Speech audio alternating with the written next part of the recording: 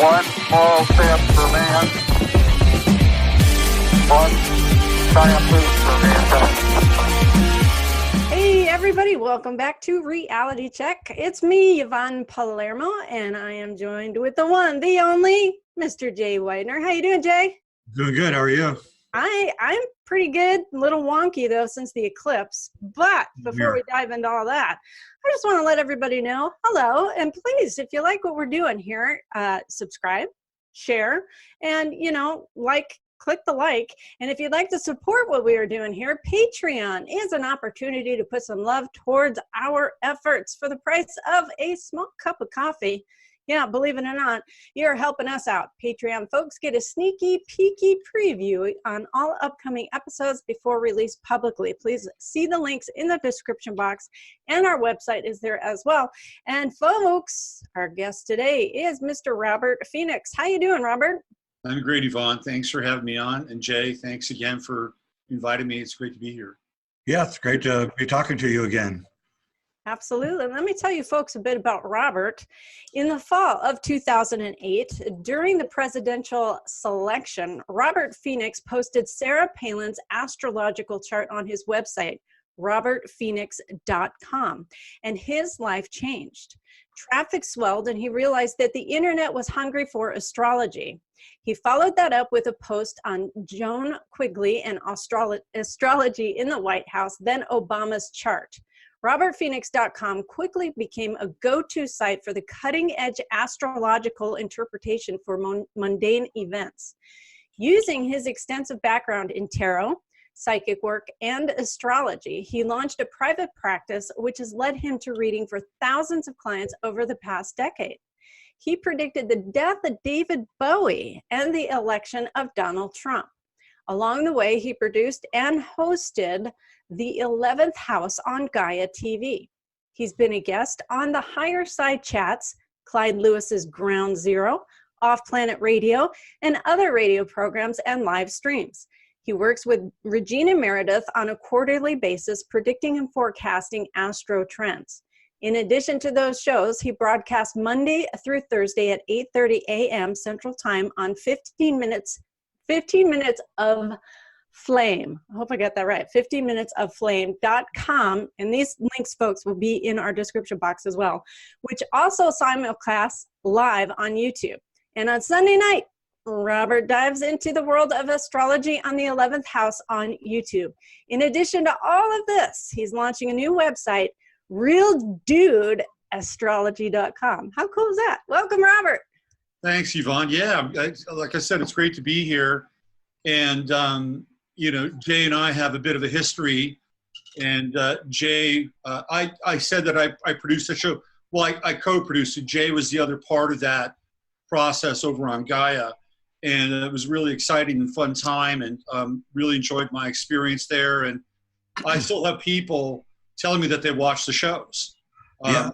They still have traction. So I'm really thrilled about that. And Jay and I have done some stuff together on my side of things.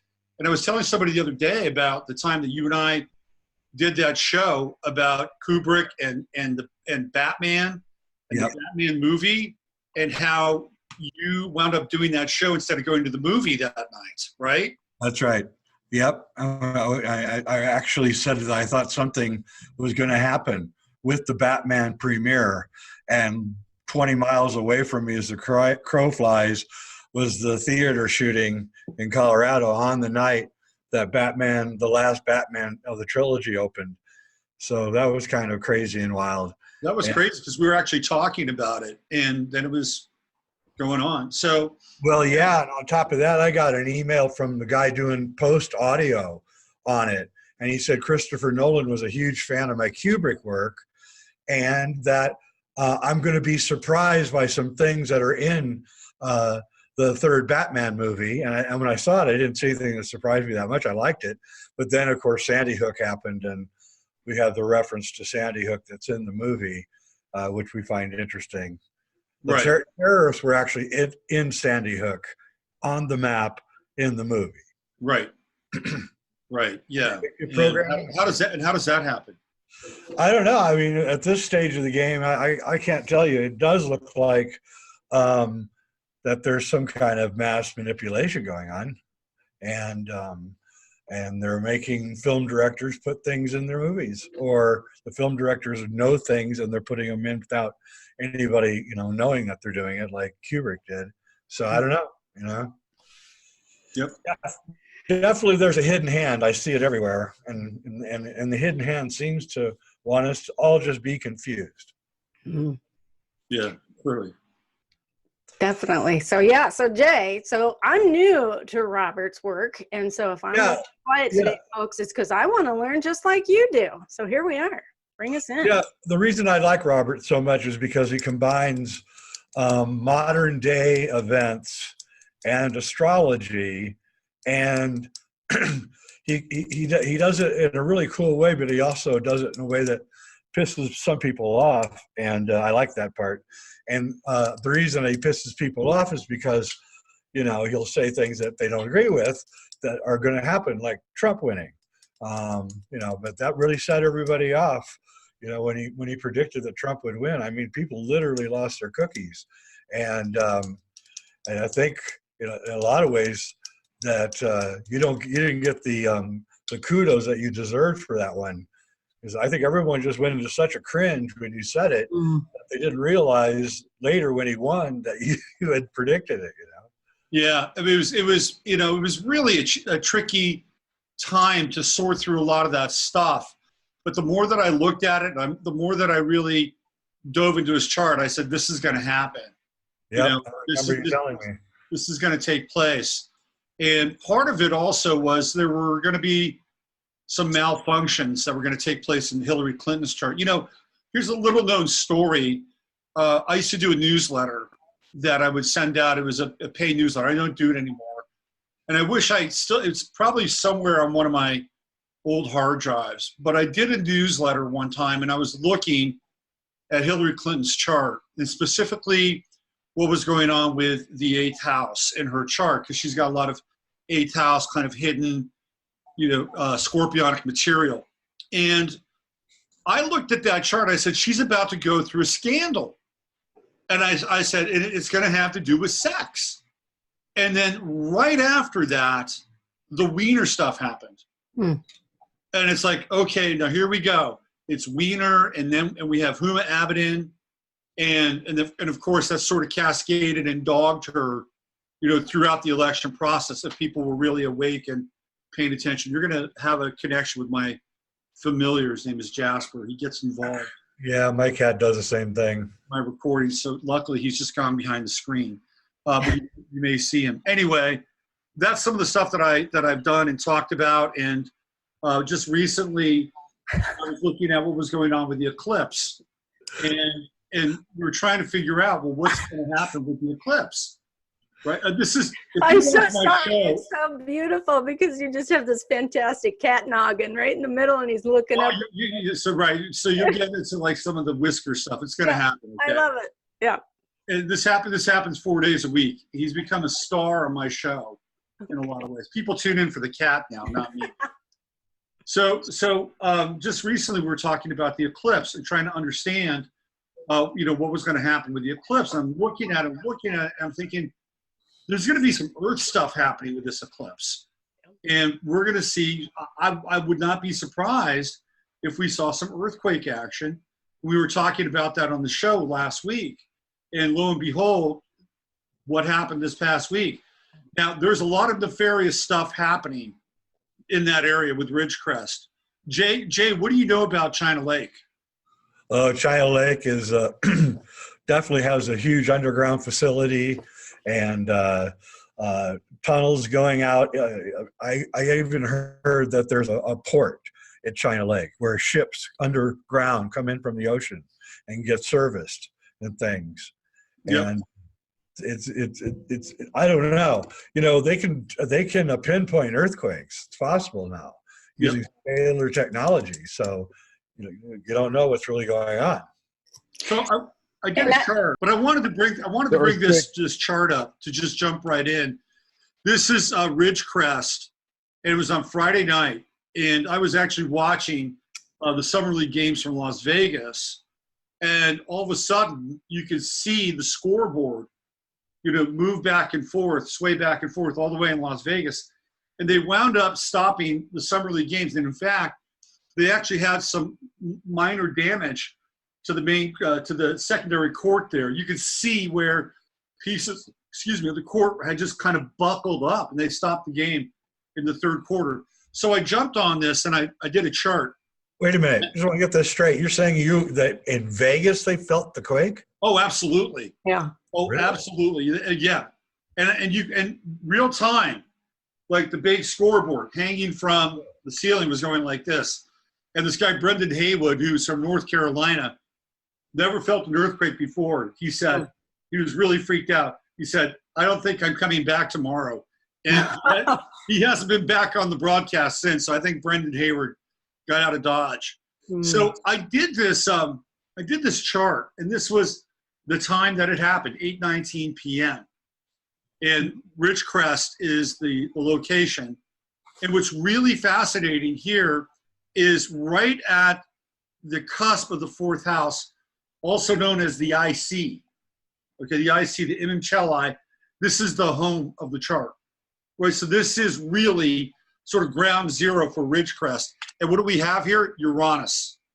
And Uranus is disruptive, it's explosive, it's catalytic, and it's right there happening at ground zero.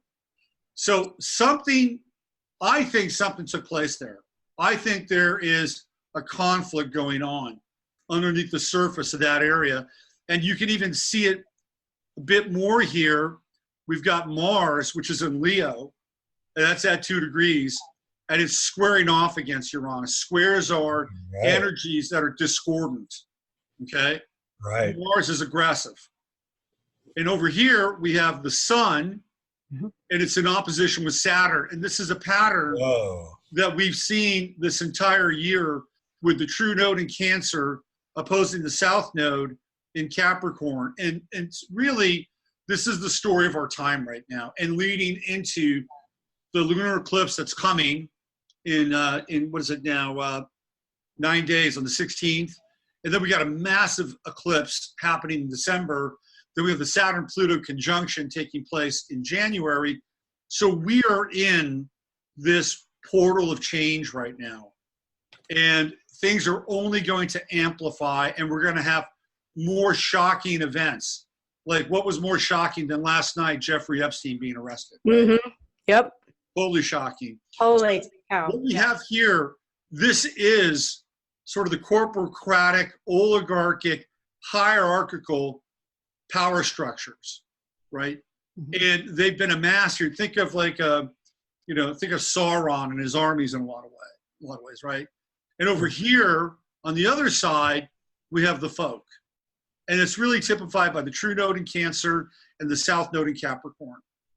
And this is an incredibly kind of vulnerable time in a lot of ways, because to me, what this represents is that these kind of hierarchical structures, whether you want to call them the deep state, whether you want to call them kind of the Zio Rothschild, cabal, however you want to, align this energy. The new Bolsheviks, they're getting ready to go all in, because they are at a point where they have to go all in. If they don't go all in, then they're going to miss a window. And that's why we're seeing so much intensity and lockdown in terms of places like YouTube and Google and Facebook and Twitter. This is all part of what's happening over here. Over here, people in their Cancerian mode are trying to find balance in their life and wake up. And what they're waking up into are Cancerian values like family, the land, their bodies, doing things, growing things, building things, sewing things, mending things on your own, right? These are people that are less, or this is an energy that's less inclined to get into institutional belief, right? One of the big things that happened really early on with this opposition to these nodes was the fight around abortion, right? Really early on, we had the state of New York coming in hard say, we're going to take these babies up until the last minute. We had Ralph Northam in Virginia come in and say, hey, it's okay. Even after the baby's born, you know, we'll treat the baby really nice, but we'll take the baby.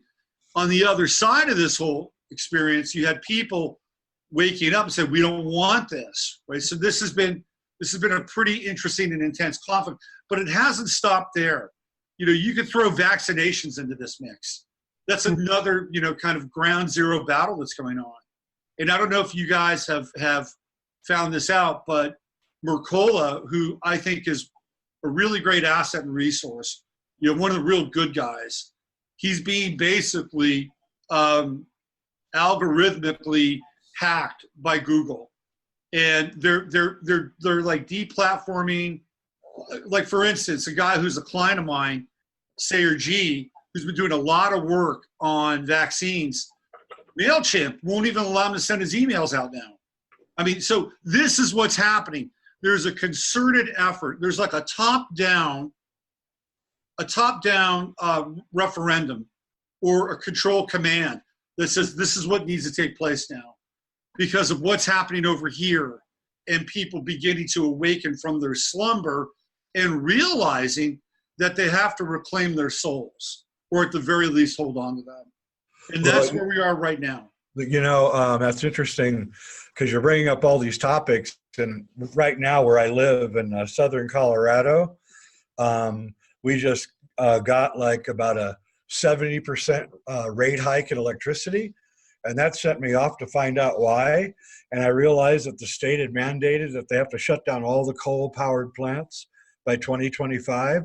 So the one by one, they're going down, right? But there's nothing to replace them, okay? So I'm sitting here in my mind, because I live in a fairly poor area because it's rural. I mean, there's rich ranchers around me, but, you know, in the towns are poor. And I'm trying to imagine what electricity is going to cost for these people in 2025, and I'm rounding it out at about $1,000 a month. Cost? Today, they won't have it. They won't have it. They'll cut off the municipalities.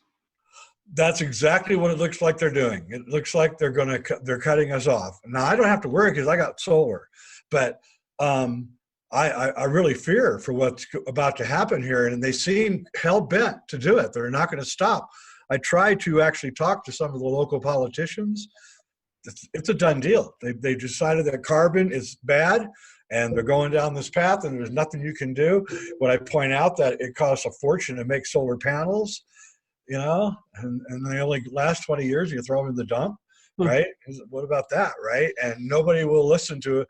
So there does seem to be some kind of centralized power that is forcing us into a situation. And what that situation appears to be is the total lockdown of information, herding us into cities, because that's what's going to happen here with when the power grid goes down, because only cities will have nuclear power and things.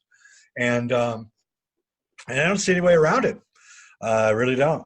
And it's the Agenda 21, Agenda 2030 program.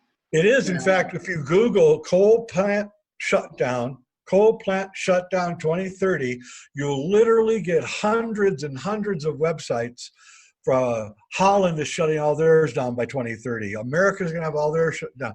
Canada, Europe, Australia, New Zealand, all the Western countries are going to have completely shut down on all their electricity by 2030, but not China, India, Singapore, or any of those. No, they always get the pass. You know, I don't know if you caught this, Jay and Yvonne, but there was a guy just 2 days ago. He's like the Bill Gates of coal. I mean, he's really super, super wealthy, and he died in a helicopter crash. Saw that. I saw that. In fact, I was doing this investigation when that happened, and I was like, whoa. I think that's sending a message? Oh, Pardon what's me? that? Oh, I couldn't hear you there, Robert. You think that's sending a message? I do. I think that there's people like me who have the ability to say make a documentary about all of this, and I was considering it because I think it's so important. But I literally was told that if you go do that, I was told by somebody in authority, says if you go mess around with these people, you will not last long. And, you know, this guy may have very well been funding a thing, an expose on all of this, right? Right. I do. I want to add to your list there, Robert, that you were going through because you had mentioned vaccines. In my opinion, there's another agenda that's also taken place, which a lot of people are not talking about because it's kind of a taboo subject in many ways because of the stigma that goes along with pain medication. But the government has put they control pain medication now, and I'm a chronic pain patient myself and an advocate. And what people don't realize now is the government is controlling how much pain medication you get, whether you get a root canal, you break your arm, you have a lifelong chronic illness, such as myself, but you know, there's different avenues and herbal remedies you can try out. However, there is I call it a purge agenda because they are force tapering people, even at hospices, folks. Yeah, I'm not kidding you. No. When I came out of the hospital, they gave me Advil. There you go. Here, take 4 a day. And I'm like, what? You're kidding me. Yep. I mean, but here's what I think about that. I think, and I talked to some doctors about this, I think that they discovered something about opioids that they did not know before. And they found, in other words, there's some side effect that they discovered. And the insurance companies went into full-scale panic. That's what I believe. And I've heard this from doctors. They think that they found something in. Well, what's interesting is part of the big problem is is fentanyl. So fentanyl was a big part of it. It was coming in from overseas. But what happened was, lo and behold, a new drug 10 times stronger than fentanyl, that is a synthetic opioid, was created here in the United States. So pay attention to that, though, because that's interesting because they're trying to control everything, yet they just created something 10 times more powerful saying, oh, that will never get out into the public. Well, that's a little... That's a little weird, but anyhow, people need to wake up to that fact because there's some of our vets are struggling. We have to be voices for people that have chronic illness. This is wrong. So. Well, I agree. The doctors literally do not want to give you anything anymore. No. No matter what kind of pain you're in. But one of the reasons I wanted Robert to come is because, and this all fits in with what I'm about to say, is this book that came out, I think in 1998 called The Fourth Turning, by Strauss and Howe. And I like their approach because they take a generational approach. And basically the fourth turning is every 80 years, the United States goes through a big, huge change. And 80 years is, of course, the Uranus cycle, I think. Yeah, it's close. It's close. Yeah. Yep. And you can see, so this turning started in 1945. The first 20 years ended in 65. Then it was 65 to 85, 85 to 2005, and it's going to end at 2025, around there. Same time that all the power grid's going to go down. The same time that all these other things, they're going to have a firm grip on us. Although I don't believe that the censoring of YouTube is going to work because somebody could just create another service and we can move on. So I don't believe any of that's going to work, actually. Any of the censorship that's going on, I don't believe it's going to work. It's very effective, though. It's very difficult to find certain subjects now on Google. I mean, it's just not there. Yeah. Like coal plant shutdowns. Right, or even with Mercola. So I wanted to find out what happened, right? Right. And if you search for Mercola in Google, well, his name will come up. But the next two search results have the word quack in it. Yep. So if you're new to Mercola world and you see that, you go, maybe I should go there, right? Mm-hmm. And that's how they're rigging the game. Right. Yeah. Yeah, and if you typed in like alternative medicine 3 months ago, you get all these really alternative websites, but now you just get CNN, NBC, CBS, Fox, the usual suspects. So they're completely controlling everything that's happening right now. And then the question becomes, why? Are they afraid of something, or is this the final crackdown? I think it's a full spectrum sort of command control operation now. And you can see this across all these different industries. It's not just, say, big tech. Big tech is basically putting the squeeze on people that want to look at alternative theories or news or research. That's one area. Look at what's happening with the media. And if you have any time in your hands, which I do, I watch commercials because I think commercials are actually quite telling in terms of the social message. Yes. And the commercials that are being aired now are getting to this point where they're bizarre. Yes. I mean, they're bizarre, and the amount of, and this is not like to, demean any trans people here, but you're seeing more and more examples of gay, lesbian, biracial gay, lesbian, and even trans imagery in commercials. Yep. And it's happening, very, very quickly. And you can see this in movies as well. And Jay, I know you've paid attention to this, where, the kind of the older model was, kind of this male hero, whether it was the hero or the anti-hero, that's all gone. Yep. Like, you cannot have a male hero anymore. You've got to have, Captain Marvel, or you've got to have some, Well, here's the thing, though. What's so interesting about that is that they've got themselves in a real bind with the female leads, female heroes, like the female hero from Star Wars or Captain Marvel or even Wonder Woman, and that is that they can't have any flaws because women don't have flaws now. And so there's no plot development. I mean, Luke Skywalker was a goofy teenager, not equipped for the world he was about to enter. And so we kind of sided with him on that. But I mean, the girl hero from Star Wars never has any problem. She beats every single person up. She's outsmarts everybody. There's no plot development for her. So she's a very uninteresting character, as was, I thought Captain Marvel was super uninteresting. Right. And she couldn't do anything wrong. So there was no character development. So and fine that women come in and take these roles, I have no problem, but nobody's perfect. And so we got to start giving these women heroes like some flaws, or it's just nobody's going to go to see these movies. I'm thinking about this. It's a very interesting perspective. Yeah. Anyway, so there's this kind of full spectrum reshaping. It's almost like a kind of a cross between Cameron's psychic driving and machine learning that we're being inducted into. And it's happening through all these different vectors all at the same time. And what is the end result? Well, the end result is it's confusing the hell of a lot of people. That's what I think.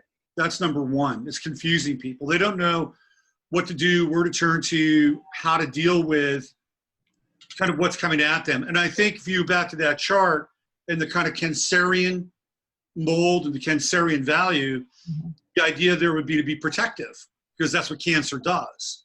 It protects. It doesn't. It's not offensive. It is defensive, right? A crab is defensive. And so what we want to do is we want to protect our values, or whatever those values are. And by people protecting those values, what happens is that now all of a sudden they're reacting to the narrative that's being put out there. And the people that are putting that narrative out there are controlling the narrative. And it's never really great to be reactive. It's generally considered to be a position of weakness. Yep. But by and large, people in this country who have those types of values tend to be conservative. And conservative people are not on the offensive. It's not what they do. Right. They don't go on the offensive. That's it's. But what's interesting though, and I'm seeing this, and this gets into another aspect of astrology that I'd like to talk about, if that's okay. Yeah. Okay. Let me break the chart. I'm going to use the same chart that we did before, but I want to point something out. So Chiron is a really fascinating. It's not a planet, it's a planetoid. And it was discovered in 1977. It's got a theoretical 50-year orbit, and it's named after the centaur Chiron, who is the teacher of the heroes, right? He was taught by Apollo and Artemis. And he's a centaur that's gifted and versed in astrology and prophecy and healing. He's very, very cultured as far as centaurs go. But one of the things that Chiron is indicative of is shame. Because when Chiron's mother had him, her name was Philyra, she was repulsed by Chiron. And as a result of that, she wanted to become a tree or something. And the gods turned her into an alder tree. So Chiron is associated with shame and repulsion. And so in our charts, that's what we deal with. We deal with Chiron on an individual basis. Everybody has kind of generational Chiron. Well, it just went into Aries. And this is part of a 50-year cycle. And the last time Chiron was in Aries and entered into Aries was 1968, which is when we had the rise of women's liberation. Yep. It's also the time of the Paris riots, right? Yep. On time. And the Democrat Party. Party riots. Yep, we have right on time.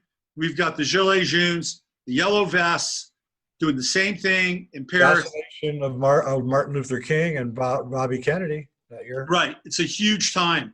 And a lot of gun violence during this time, right? Aries represents guns, violence. And then Chiron is the wound. It's the wounding. And what's interesting is that the U.S., in the U.S. chart, has Chiron in the 4th house. So at some point, well, so we have 15 degrees. It's at 20 degrees in the U.S. chart. So 15 degrees from now, which is about 2/3 of the way through the Chiron transit, it's an 8-year transit this go-round, the U.S. is going to have its Chiron return. And I think there's going to be some very interesting things happening. When is this? Around guns. So let me punch up the 2024 chart real fast. Oh, right in the middle, right at the very peak of the 4th turning. Yep. Let's punch that up. And let me get in here. Egads. Starting to scare me a little bit. Buckle up. Yep. I gotta just find this chart. Sure. 1 sec. Take your time. Saturn, Pluto, December eclipse. What's the December eclipse? Hold on. Where was the one with Trump? Okay, here it is. Trump's got a really interesting relationship with eclipses. Very interesting. I want to get into the December eclipse. Pluto return. Trump was just talking with Tucker Carlson on UFOs. Did you see that? I had heard that he was going to mention UFOs. Yep. What did he have? By the way, I've done Tucker Carlson and Trump's charts. Oh. And I would not be shocked at all if Tucker Carlson would be the next vice president of the United States. Whoa. Because their charts are hand in glove. I mean, I haven't seen 2 charts like that where they're so kind of interstitially connected. Wow. Yeah, pretty interesting stuff. And he just traveled. Didn't he just spend like the last week and a half traveling with Trump? He was with Trump in Japan. He's got Trump's ear now. Yeah. It's not a bad ear to have. Wow. Okay. So here we go. This is the eclipse in 2024. Okay. Why don't we move ahead in time? And let me do a little screen share here. Time jump.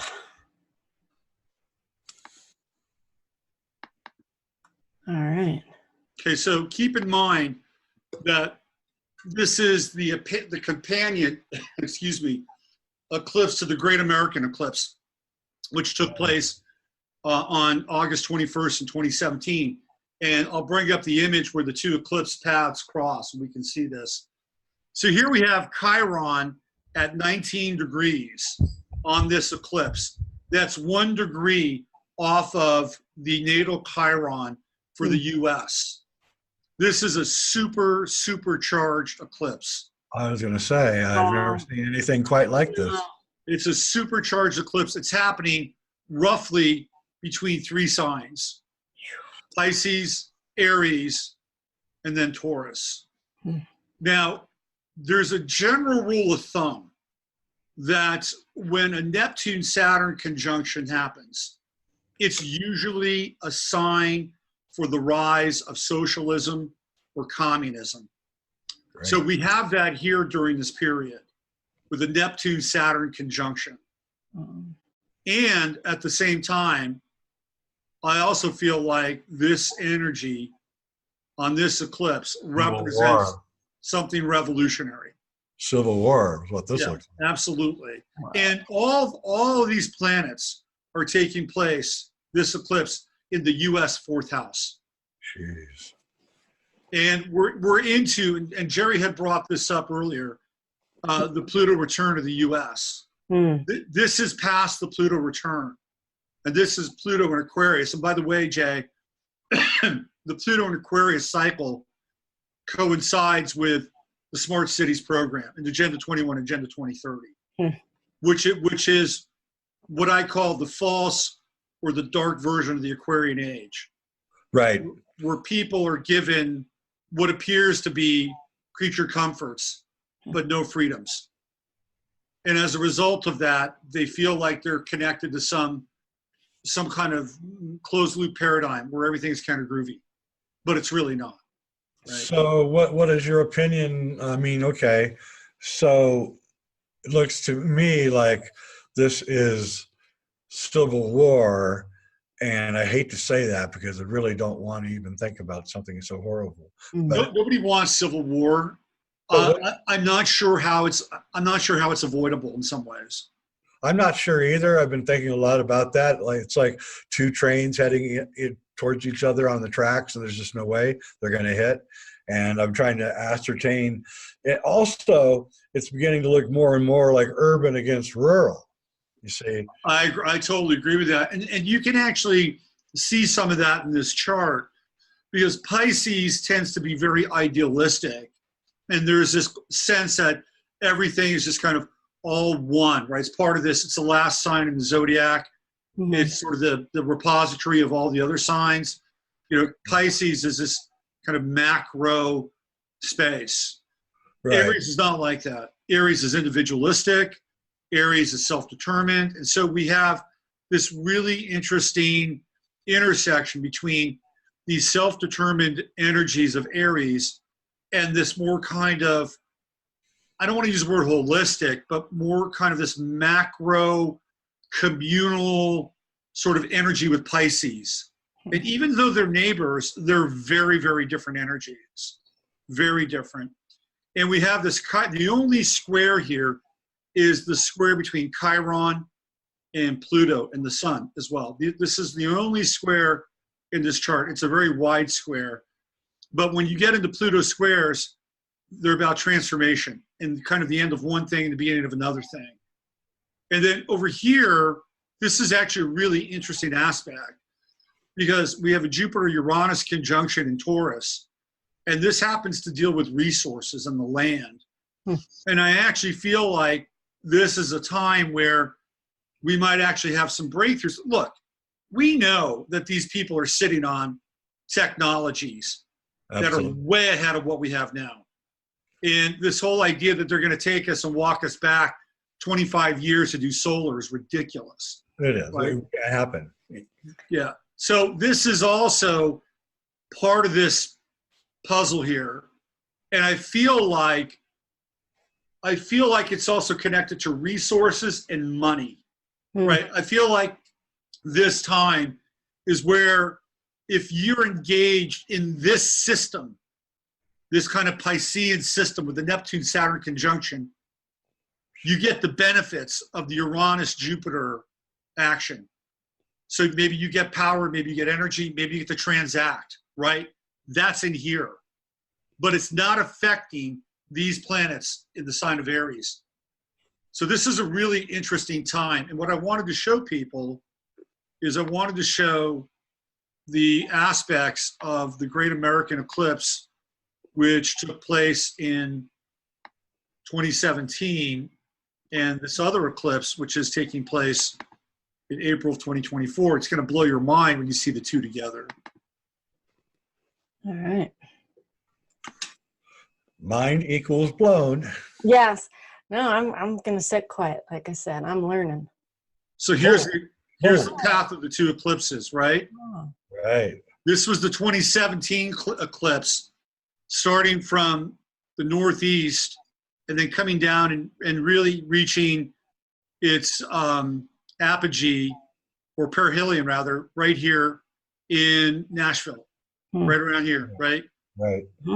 This is, let me see. I think, is that Nashville? I think that's probably Nashville. Okay. Now the 2024 eclipse comes from a different area. Yeah. It's coming up from Mexico, right? And it's coming this way. And what we have here is we have America at a crossroads. Yeah. Oh. This eclipse combined with this eclipse is the turning point of this country. I'm convinced of it. And the other thing that we have to really take into consideration is this also is running, the New Madrid fault line is almost running right directly through. Yes. And we've been reminded by Jerry that the 2017 eclipse exited the United States at the 33rd parallel. Yep. Right. There you go. Thank you, Jerry. Which Thanks, is Jerry. It's an important degree. Yeah. So this eclipse in 2024 is the companion eclipse of the Great America, and it comes right up from the south, right? Mm-hmm. And so what does that evoke images of? It evokes images of massive amounts of people coming from the border. Okay, massive. And I think we're going to see that at some point. I agree. We haven't seen anything yet. Nope. So this is I think the hinge of that fourth turning, and I also believe that this is my belief, and I'd like it to not be my belief, that we're not going to be able to mend the parts of the country that have been broken apart at this point. I just don't see it happening. But so in your, it's not a regional thing. It's not like the North against the South, like the last Civil War. This is a even truer Civil War, and that there'll be people in towns that don't like each other, and cities that don't like each other, and whole states will have it's here in Colorado. I'm telling you, man, it's the entire state of Colorado against Boulder, Denver, basically. Yep. And the sheriffs, they're passing gun laws, and the sheriffs are saying out in the country, we're not going to follow it. We're not going to do it. And then it's intense, dude. The only thing I think that can bring the country together is a natural disaster. Because I don't even think we can agree on war. I agree. I don't think so. And again, this eclipse does have the energy for a natural disaster. And it's right along that New Madrid fault line, where the Great Lakes just empty, right? Right. So this is really the last, from August 2017 till April 2024 is really the last phase of the fourth turning, really. That's right. Yep. That's correct. So we're at the end. Yep.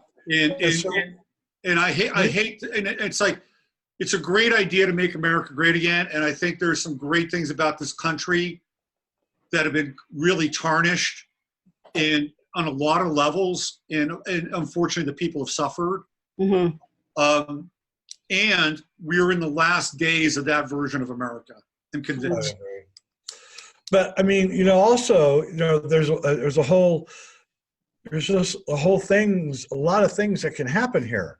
I mean, for instance, we really don't need Congress to go to Washington. They can all meet on the internet. There's just a lot. We're just not really thinking a lot about how to change things in a positive way, and because we're just so angry at each other, I guess. I was just going to say, there's so much hate, and the amount of hate that has been progressing and building up it feels like it's this catalyst. And I always say, I'm not a very big political person. I always say the right and the left belong to the same bird. It's who's driving the brain of the bird, right? But I've just, from my observations, just the amount of hate in our country, but even worldwide. How do we get that can we get that to calm down and get back to just loving one another? Can we? I think that there is a thing like outrage fatigue. And I think you can only be outraged for a limited period of time, and then pretty soon you just fall apart because you're just so angry all the time. And so I see, I see it in me. I mean, I cannot get outraged anymore. I just about anything. I don't feel like wasting my energy on it. But I think that you're right. The hatred is astonishing. I've never seen anything like it. Even on simple things like I'll go to the comments on YouTube or a documentary on science, and everybody's like yelling and flaming each other, and like, what's going on here? So how do you think it's going to end, Robert? I mean, what's going to happen to America? Are we going to get invaded? Because our enemy going to laugh at us and come in? Well, I think that we're probably at one of our weakest points in a lot of ways in terms of, how do I say this? I think Americans by and large have become incredibly soft, and as a result of being really, really soft, there you know, I kind of hate to go there, but the Chinese and the Russians, they're just sharpening their knives. I mean, these are two cultures. Like, I'll give you an example. When the United States decided that they were going to put sanctions on Russia, and this was actually pre-Trump, okay? A lot of the stuff was happening pre-Trump. Oh, yeah. They put sanctions on Russia. You know what you know what Putin demanded? He demanded that every single American foodstuff, every single American food product, if it was on a shelf somewhere in a store or in a restaurant, he demanded that it be taken out and destroyed. Okay, so what happened? They went through a temporary phase of austerity with food because they didn't have all these wonderful foods and spices and goodies that they were able to get from America. But as a result of that, within about 1.5 to 2 years, there were Russian chefs that were looking to regional cuisines or regional foods and reinventing Russian, diets to a large extent. And the reason I bring that up is that would never happen here. That would never happen here because people have become really kind of fat and addicted to a lifestyle of leisure, and it's only going to get worse, right? Everybody is like crawling all over each other to deliver something to your home. It's the way it's happening now.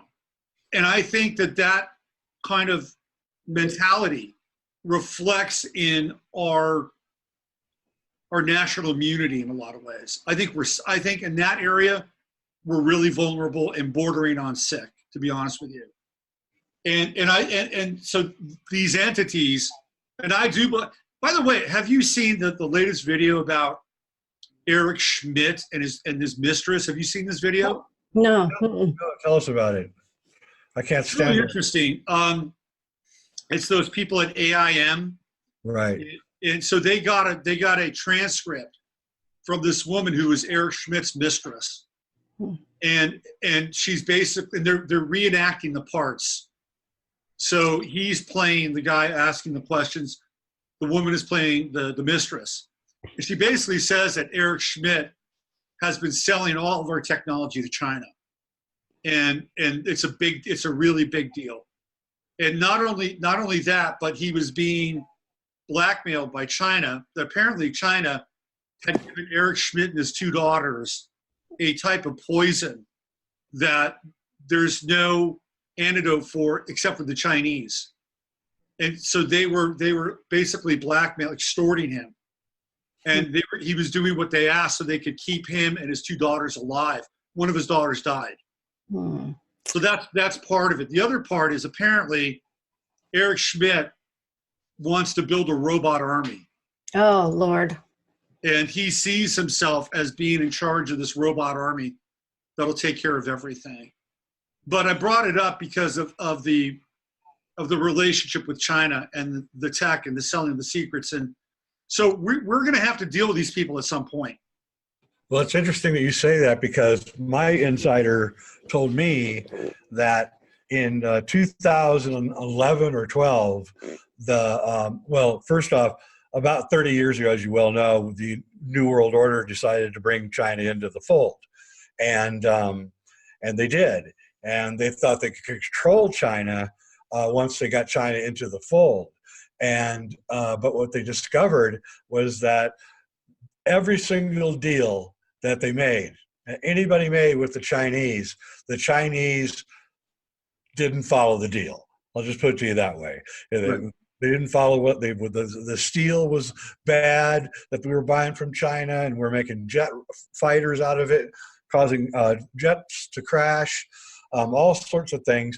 And I heard that they went to Trump in 2013, the New World Order, and said, we want you to be president, and we're going to put the kibosh on China. And that's what he's been doing ever since he got in a nice way. But China's economy is really suffering right now. And we're like poking a stick at a snarling leopard. And it's going to, I don't know, China's military has already created a plan. They did it years ago. I think Anthony Sanchez told me about it. 2014 maybe, of an invasion plan. And they believe that Native Americans are Asian, so therefore they have the right to take the land. And I believe they own all the shipping ports on the West Coast, Seattle, Portland. Yeah, not to mention all the economic zones that they've set up for them inside of the country. They've got over 50 economic zones where they don't have to pay any taxes. Yep. So they're pretty well established. China has a lot of Aquarian influence in their chart. Really? Yeah, and we're coming into next year in January of 2020. Saturn finally moves completely into Aquarius. Into Aquarius, right? So that's going to be a major time for China when Saturn moves into Aquarius. And I also see that period of time, excuse me, as being the lockdown of the internet. Saturn and Aquarius, because Saturn represents contraction, and it represents kind of this closed loop system, right? And in Aquarius is the internet, it's social media. So when we get Saturn and Aquarius, I feel like that's going to happen. Something else will come out of that. And, we may have another internet, or, Americans to this day tend to be pretty ingenious. Yeah. All you got to do is watch the Discovery Channel, and you can see a bunch of guys that are living somewhere below the Mason-Dixon line, with their toolkits and, Hucklebuck and stuff. I mean, you can watch this, right? So I think at some point Americans or people who have that kind of spirit will find workarounds and do something very different with the internet. Yeah, I agree. I agree. I don't believe there is I believe that everything technologically is changing so fast, it doesn't really matter what Google's doing or YouTube. Because right now, there are the kids that are about 21 years or younger, Generation Z, those kids are really different than other generations. I mean, they are, sharp, and teachers hate teaching them because they're on Google and Googling everything the teacher's teaching them and calling BS on it. And I have friends that are teachers that are just ready to quit because they can't stand these kids. These are Pluto and Sag kids. Yeah. And I happen to be a parent of one of them. And they're very sharp. They're very sharp. They've got high bullshit meters. They do. Really high bullshit meters. They do. I engage with one. He's 18, and he doesn't call me Jay. He calls me Weidner. He will not call me Jay. And all he does is he shakes his head and goes, "Oh, bullshit," right? I mean, and he knows everything. I mean, he's smart. He knows more than I knew when I was 45. Right? I'll tell you who's really sharp is this kid Matthew North, who does some YouTube videos. And really? He's probably about 16, 17 years old. What's his name again? Matthew North. North? Yeah, North. Okay. He'd be a really good guest for you. Okay. Yeah. He's a Pluto and Sag. He's a Pluto and Sag kid, and his kid's got his high beams on, big time, really big. He's thinking in 5D chess. Right. And he's thinking in ways that other people just like. He's like thinking about Project Veritas and how Project Veritas. He sees Project Veritas as being a psyop. Oh, interesting. Well, explain that to me. What do you mean? What does he mean? Well, so here's what he thinks.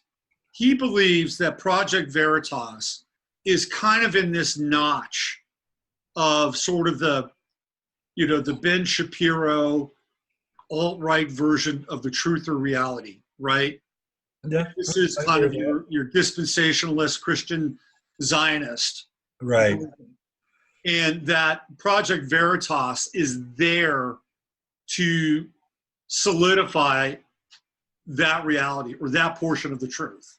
I would say almost everything is there to solidify those people's idea of reality. Yeah, exactly, exactly. And one of the things that he brings up, which I think is an interesting point, is how do they get these people to spill their guts? And it's a really important kind of question to ask. Maybe some of these people are just really gullible and they just want to do it. Or maybe they're being set up and maybe they're actually part of the operation. I don't know. But he brings up some very thought-provoking positions on it. I'll have to check that out. But he's a Pluto and Sag kid. On the other side, you've got this young gal, Soph, who's also a Pluto and Sag kid. Have you checked her out, Jay? No. Soph, like Sophia? S-O-P-H, short for philosophy or Sophia. Right. She's like the MMA octagon version of Generation Z. Really? She's savage. Nobody gets out of her YouTube videos alive. Yeah, I think I might have seen her. She got black hair. Yeah. Yep. I saw her. Boy, she is nasty. She don't like boomers, I'll tell you that. No, she doesn't like the boomers. But then there are people that are wondering, well, what's her role too? Right? I think this is a really important lesson that I think we should have learned over the last decade, which is we really want to glom onto something culturally that fits for us, and it's like, you know, it's an arrow that's pointing us towards the truth or pointing us towards some greater revelation. It's that aha, right? Oh no, I agree with her descriptions of boomers. I agree with her completely. I agree. I'm a boomer. I was like, right on, sister. You're absolutely right. We are a greedy bunch of people. I mean, you know, I like her. No, I think she's great. But I also feel like we need to be able to step back a little bit because I think we're really eager to grab that low-hanging fruit. I've done it. Yep. Right? I've done it. So instead of memorializing people very, very quickly, you know, the slow play, I think, is kind of where it's at right now. Interesting. I've got the name written down. I'm gonna have to check that out. And that gets into an astrological aspect. Okay. You know, right now we've got Jupiter in Sagittarius. It's in its own sign. In fact, recently Jupiter was closer to the Earth than it's been in thousands of years. Right. Like you can even look up in the night sky, and Jupiter is really bright right now. Yep. Super, super bright. It's in its own sign in Sagittarius, and it's squaring. Remember, squares represent kind of this dynamic interchange where the energies collide. And it's almost like two weather fronts hitting. And there's a storm that ensues when that happens. And right now, Jupiter has been squaring off against Neptune in Pisces. So it's been really difficult to get to the truth because there's a lot of stuff that's taking place. There's a lot of confusion, a lot of fog. That's what Neptune and Pisces brings to this. And we're trying to expand our version of the truth in this reality, but it's been tough sledding right now. And once Jupiter kind of moves past Neptune, and that's going to happen when we get into like November this year, December of this year, and it gets closer to the galactic center, that's going to be a very interesting time. Right around when the sun is in Sagittarius, I think Jupiter is going to be right around the sun. It's going to be a Jupiter-Sun conjunction. Really? With the center of the galaxy. That's right. So November, I think, is a really pivotal time because Jupiter's outside of this, you know, kind of like this net that's been sort of entangled with Neptune. And we're going to get pure, unadulterated Jupiter and Sag, conjunct the sun, conjunct the galactic center. I think November's a really interesting time. And I think that's a time of revelation. I think we're going to see things. We're going to hear things. We're going to experience things. They're going to be game changers. And then right after that, in December, on the 26th, we have this new eclipse, the next eclipse in this series of eclipses, which I think sets everything in motion from that point forward. What do you think about the election next year? I don't know if there's going to be an election. Can you? I don't know. I think at this point, I would not be surprised if there was an election. That gets into the Saturn-Pluto conjunction that takes place in January. Okay. Are you, Robert, are you familiar with, I forget the guy, the writer now who wrote the books in the 1890s about the adventures of Baron Trump? Oh, yeah. Yeah. So for the audience that doesn't know, there was two children's books that came out in 1895 called The Adventures of Baron Trump. And Baron was a 12-year-old boy who adventured around the world. And he finds a time traveling device, and he has a castle, and the castle is right where Trump Tower is right now. And then after he wrote the two books about Baron Trump, he then wrote a book called The Last President, in which a president is elected who's so controversial, the entire country breaks out into riots and everything, but he does such a good job that there's never another need for another president again. And I just wonder what you think about that strange set of coincidences. I think that clearly somebody hacked the timeline, right? I mean, there's a story about John Trump, Trump's uncle, and Tesla, and time travel and all that stuff. I don't think that's out of the realm of possibility. I don't either. No. And I really think that, I'm not saying that there won't be an election, but I would not be surprised if there wasn't. Because of what we're about to go through. Yeah. Right. Yeah. I wanted to show you really quickly this Please. Let me show you, this is the Great American. I'll show you how. First of all, Trump was born on an eclipse. He was born on a lunar eclipse. And Ingersoll Lockwood is the author of those books. He did his first State of the Union address on a lunar eclipse. I think he's only the second president that did that, right? And he was born on a lunar eclipse. So this is the chart of Trump during the Great American Eclipse of 2017, okay? So this is his rising sign. He's a Leo rising with Mars and Leo on the ascendant, which is pretty powerful. And it's conjunct Regulus, which is the fixed star of kings. Oh, no, that's the don't screw with me kind of sign. That's right. Yeah. So here is the eclipse that took place. It happened right on his ascendant. Wow. And there's a picture of him and Baron and Melania, and they're all together. And they have glasses on, and he doesn't. And he's staring. Remember, this is his ascendant. He's staring right into the sun. See that? I remember it caused a huge controversy. Everybody called him an idiot for doing it. Yeah. Donald Trump is a sun worshiper. Apparently, his code name is Apollyon.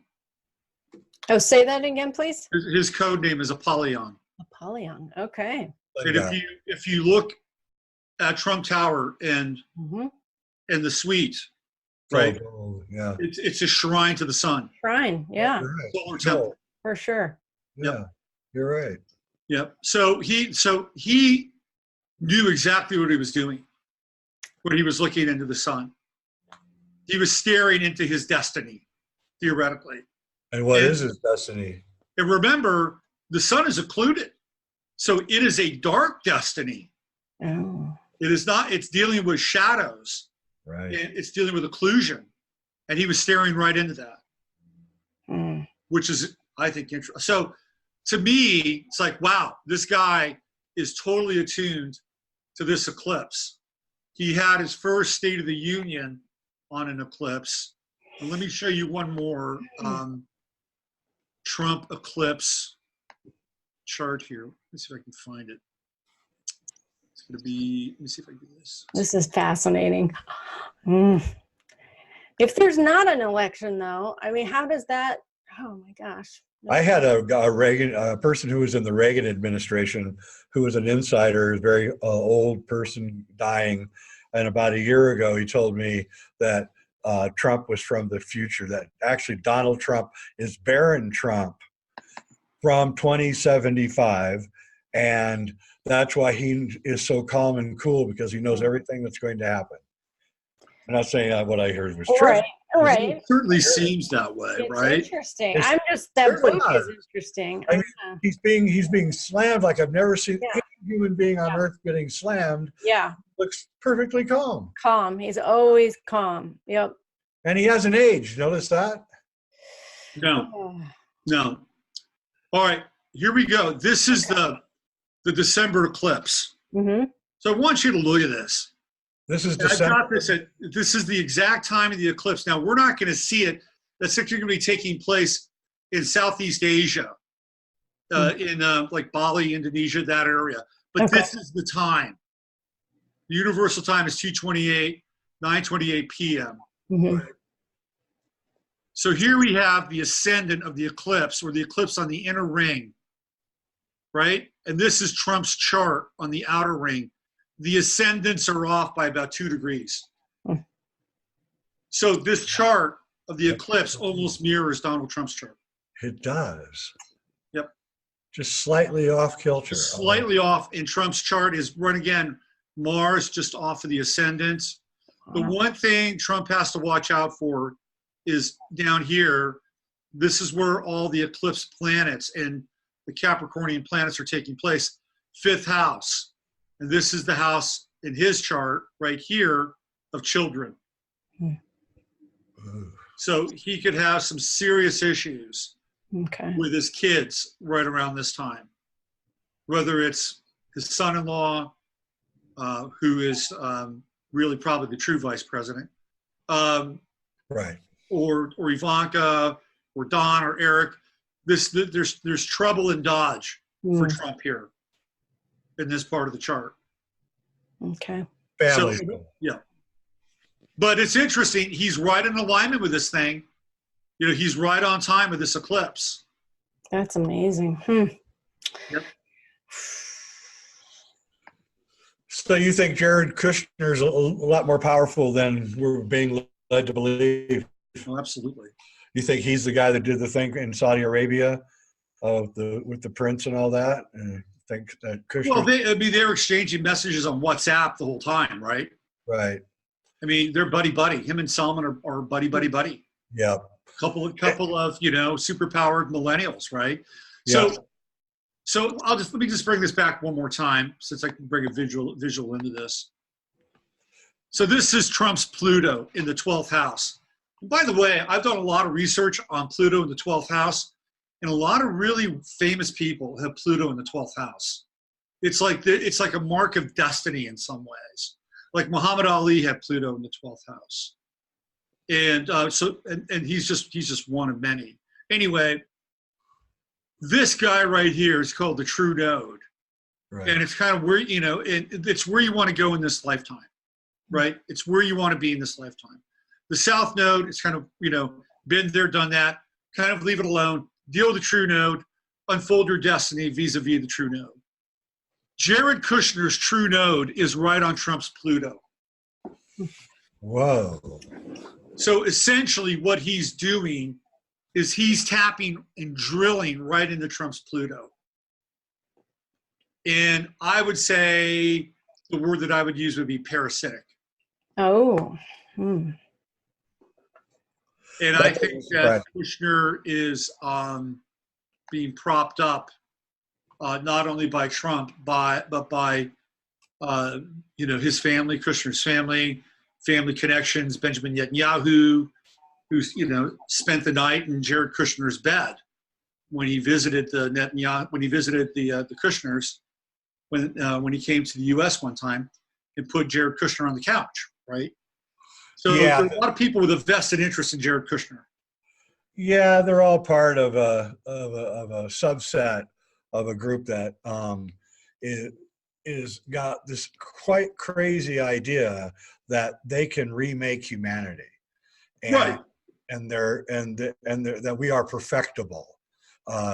it's almost in some ways the anti-Christian view. Christians believe that you can never be perfected unless you're with Jesus, and that we're always going to be not perfect.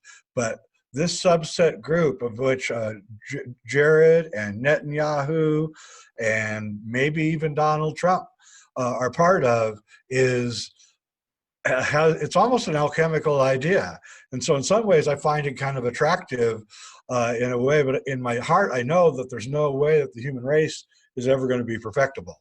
So the attempt to do it actually in some ways is kind of scary, because I think that that group is the force behind all the changes that you've been talking about in this show, including I think that group, here's how I've sort of whittled it down for my own sanity, is that there are two versions of reality control.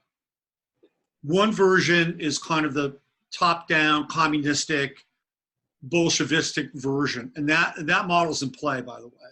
Yeah. The other version is kind of a more right and nationalistic version of that. Right. But in order to accept that version, you have to accept kind of the bedfellows that are associated with that, meaning that you have to sign off on Zionism, right?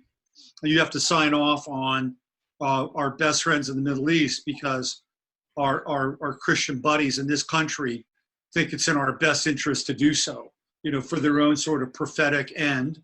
Yeah, they both have the same. No, the Christian Zionists have the goal of converting Israel over to Christianity, and then the second coming will happen. The Zionists have the goal of getting rid of Christianity because it's idol worship, and then their Messiah will come. So their Messiah can't come until after Christianity has been put into the history dustbin.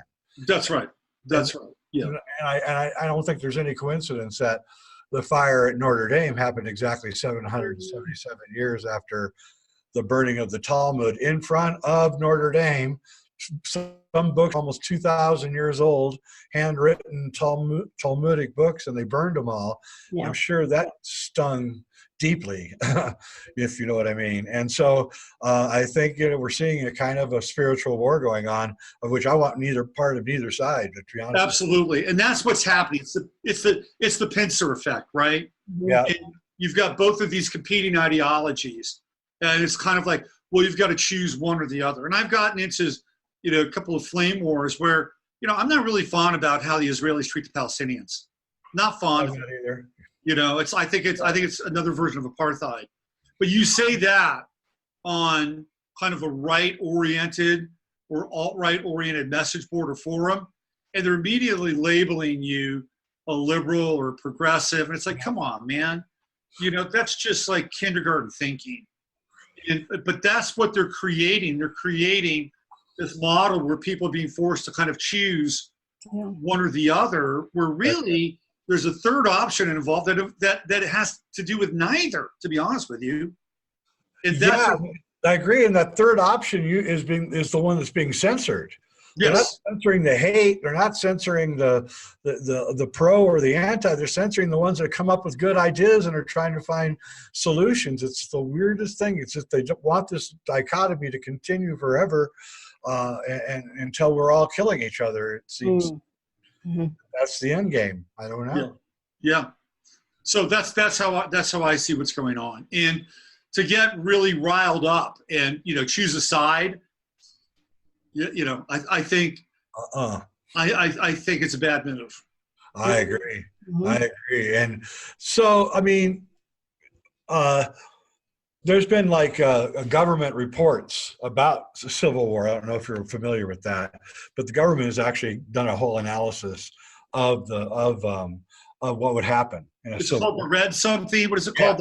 Red. It's funny, Jay. I was just watching that before we got on the show today. Yeah. So do you agree with that? I mean, it's basically saying that the right wing is going to win because of their military background and police background and their familiarity with weapons and tactics. I don't know. I mean, I don't want any part of either side. But what did you think of that report? Oh, I thought it was pretty very clear and valid, and I would say yes, it's true. I mean, you go through all those variables, and it makes a lot of sense because, first of all, the quote unquote left, they don't own guns, they don't know how to use guns, and the right or the conservative side, they're armed to the teeth, just completely armed to the teeth, and they use them. Sure, I know that. Right, they use them. I live in Texas. Trust me. Believe me, every one of my neighbors is armed to the teeth. Mm-hmm. So that's a really, really big factor. And then you factor in the military. Where's the military? Well, the military might split down the middle. Probably. Right. And maybe so, but even then, with the amount of weaponry, that's still on in favor of the so-called right. And again, you're dealing with rural areas.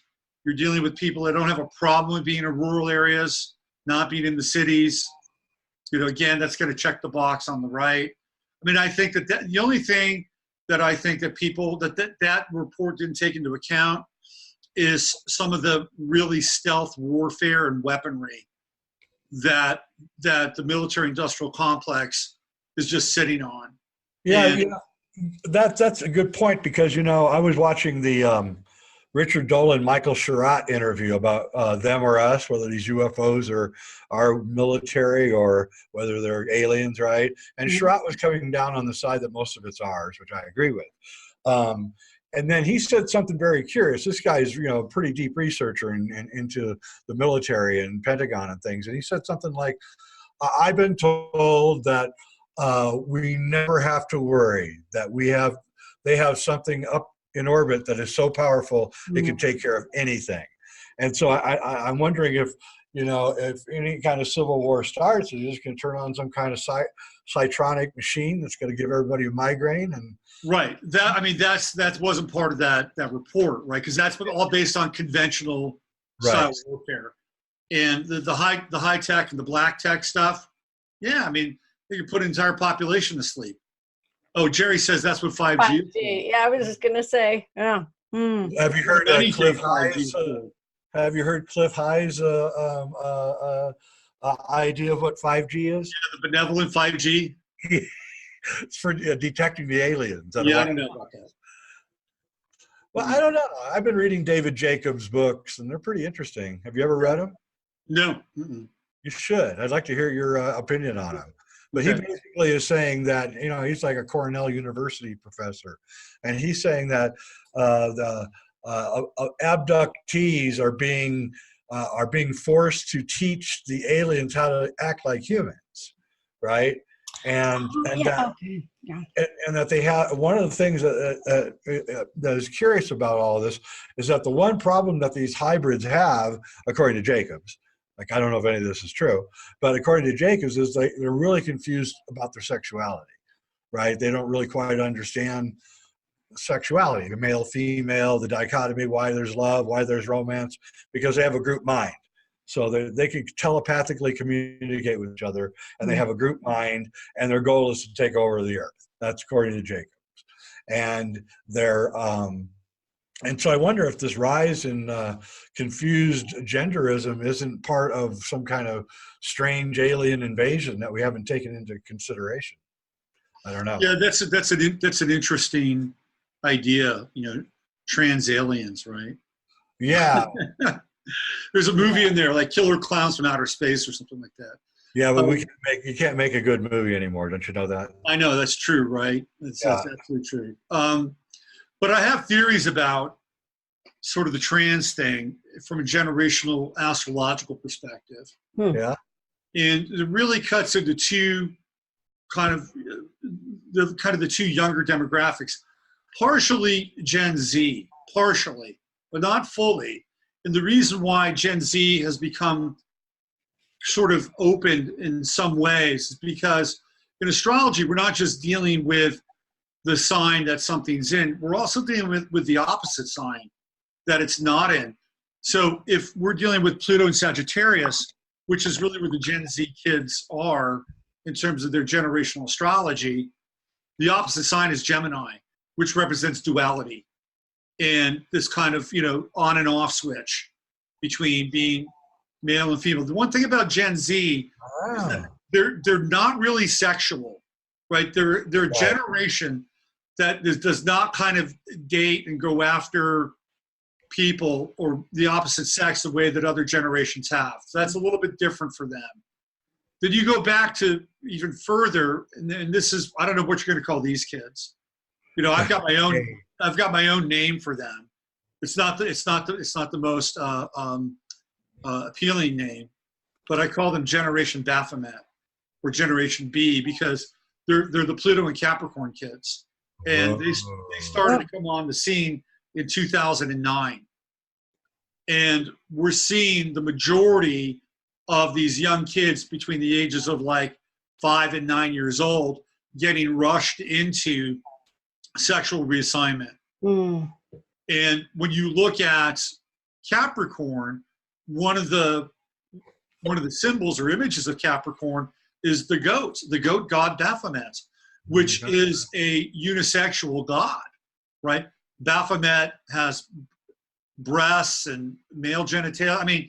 So this is a generation that is being, I think, ritually initiated into their Pluto, right?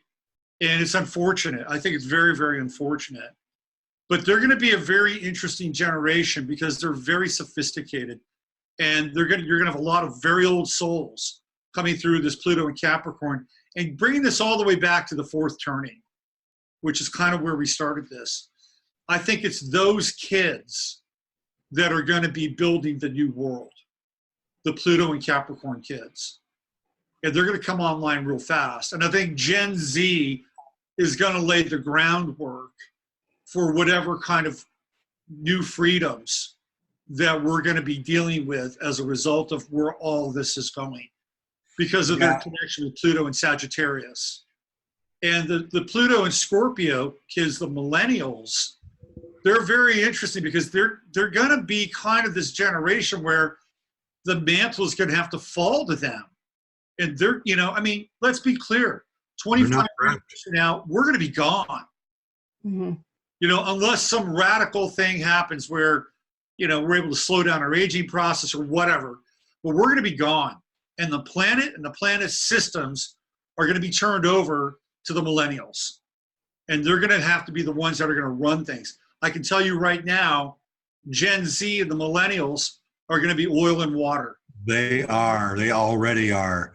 The Gen Zs can't stand the millennials. Yeah. They can't stand them. And Gen Z, they have really peculiar. They hate tattoos. They're pretty liberal sexually, but they're like right-wing conservatives everywhere else. And it's very strange. And they're super techie. And they live their whole life on the internet. They're the first generation to live their entire life on the internet. Yep. And, they're just the most peculiar people that have ever come along. Yeah, and their dress or their attire of choice is athletic shorts. Yep. And shoes and just brand Nike or Adidas shirts. Going back to the transgender, there's an article written by, I'm going to forget his name. He's a very famous liberal gay columnist. He's like probably about 60 years old now. Is it Dan Savage? No, not Dan Savage. He's a very thoughtful guy. All right. And he wrote this column and it said that there will not be any more gay males soon. And he talked about how he was attracted to men. Mm-hmm. And that nowadays they're taking the kids, if they show any sort of feminine tendencies, and they're forcing them into surgeries. And he said that in 20 years, there's not going to be any more gay men. There's not going to be, they're all going to be trans. And he was like really worried about that. He said there's a whole subset of gay men that don't want to have anything to do with the trans. We would like to be with men. And so I thought that was really curious that, we're actually in some ways, just at the moment that we've liberated people that were gay, into having the same equal rights, that now we're sort of going so extreme that we're actually going to remove probably, I guess, gay women too. I would imagine. I don't know what the trends are on that either, but it is something to think about. Yeah, there was a really, really interesting article. It's about the economics of transgenderism. I don't know if, Very and, interesting. and it's a mind-blowing article, and it gets into sort of the hardcore numbers around creating a new species and customers for life, and the development of all kinds of new technologies and variations of hormones, hormone supplementation. It's a fascinating look into the hardcore nuts and bolts kind of economics of transgenderism. There's an economic model there. Yep. Yeah. Another thing is coming down really fast, which not many people know about, but I think it's going to have a huge effect. And this is actually a done deal, and that is gene editing. Yeah. They already know how to edit your genes, and so you're going to be able to choose your kid's eye color, hair color, skin color, IQ, how tall they're going to be, how much. The designer babies.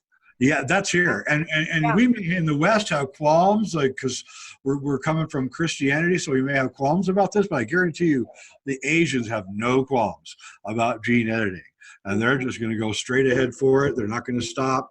But the thing is, you can even cut out. You could go right now, and they could do an analysis of you. It costs a lot of money, and they could knock out your aging genes.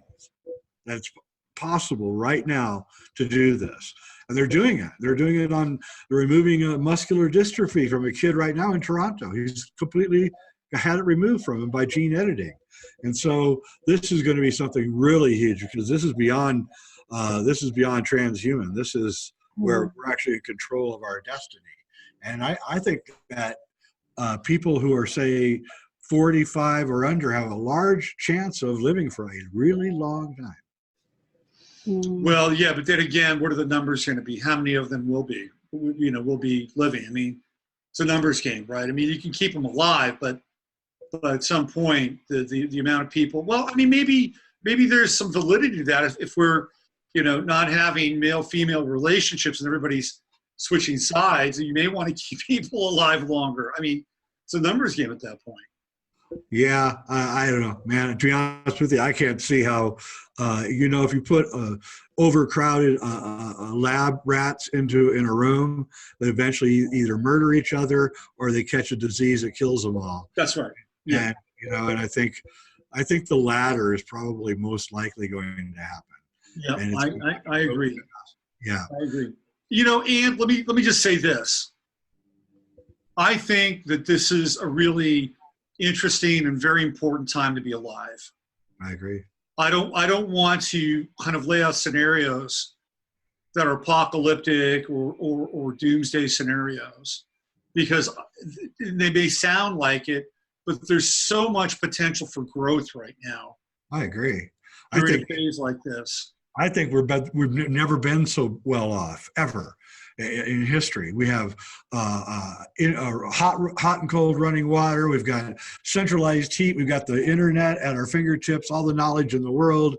That's why I can't believe everybody's so negative. That's what I can't figure out. I'm like, this is the best time we've ever had. We're like, in my view, living in a golden age almost right now. I would agree with that. And even from a spiritual perspective, yeah. This is a time where, I feel like we have an opportunity to really accelerate our growth. I agree. And we don't want to miss out on that. I mean, that's my perspective. And I see it with people. I see it in my work when I work with clients. Astrology can help you out in this world, can help you navigate through life changes, can help you navigate through relocations, can help you navigate through avocations as well. But it also is a spiritual work, and it can show you kind of where you need to go and what you need to do in order to really kind of wrap things up and become more individuated and living from a much more authentic, godlike space in your life. So this is I think it's a great time to be alive. Even if it's intense, even if it feels like we're being torn apart, it's where the action is. I agree with you. I think that's actually a good place to draw the show to a conclusion on a happy note. Oh, all right. No, it's fascinating. This is just, I've just been quiet, just letting everybody know, because these two here are just having a fantastic talk together. So I didn't want to interrupt. You should have seen our lunch in between shoots at Gaia. I was just going to say one of my highlights of doing a Gaia was to sit down and have lunch with Jay and Regina. Yeah, we'd have to get away from everybody, because if anybody was eavesdropping, they'd be completely freaked out by what we're doing.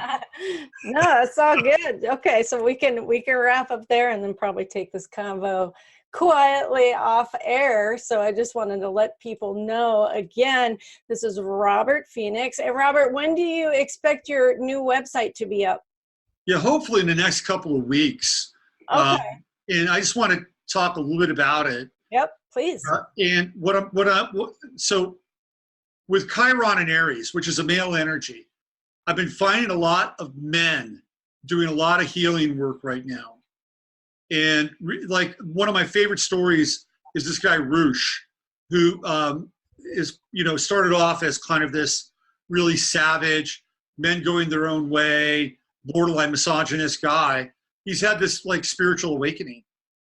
And now he's, on his website, he's banning like pornography and all this stuff, right? And I think it's really interesting. And I've been getting a lot of male clients.